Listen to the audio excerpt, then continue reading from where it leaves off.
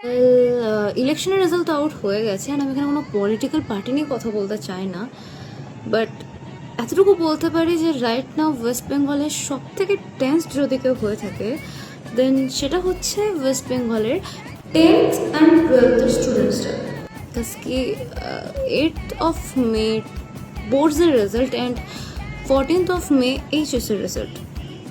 तो अब तो फील्डिंग हमारे भी सेट होने वाली है ना गाइस। लाइक এবার তো আমাদের বাড়িতেও বম পড়বে, বিকজ কি রিলেটিভসরা তো দূর দূরান্ত থেকে ফোন করবেই করবে। তারা এখন টিভি বা ল্যাপটপের সামনে বসে থাকুক না থাকুক, ফোন ফুল চার্জ দিয়ে রাখবে ফোন করার জন্য। লাইক যারা তোমাকে মানে 7 জন্মও একবার ফোন করে খোঁজও নেয় না যে কেমন আছো, বা বার্থডে উইশ করার জন্য যারা ফোন করে না, তারা হঠাৎ করে অ্যাপেয়ার হবে তোমার রেজাল্ট জানার জন্য। মাধ্যমিকের টাইমে তারা তোমাকে অল দ্য বেস্ট জানানোর জন্য থাকুক না থাকুক, আশীর্বাদ দেওয়ার সময় তোমার কাছে থাকুক না থাকুক, রেজাল্টের দিন কিন্তু অবশ্যই ফোন করে জিজ্ঞাসা করবে যে কি রে কত পার্সেন্ট হলো, থাকবে, আই ক্যান বেট। তো সেই হিসাবে দেখতে গেলে তো আমাদের বাড়ি তো বোম পড়বে, রাইট?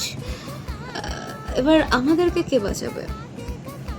আমরা কোথায় যাব? আমরা তো কোথাও পালাতেও পারবো না, আমাদেরকে কে জায়গা দেবে? একটাই কোয়েশ্চেন, আমাদের কি হবে? কি এবার তো ফিল্ডিং আমাদেরও সেট, অ্যান্ড 8th মে তো আসল খেলা হবে।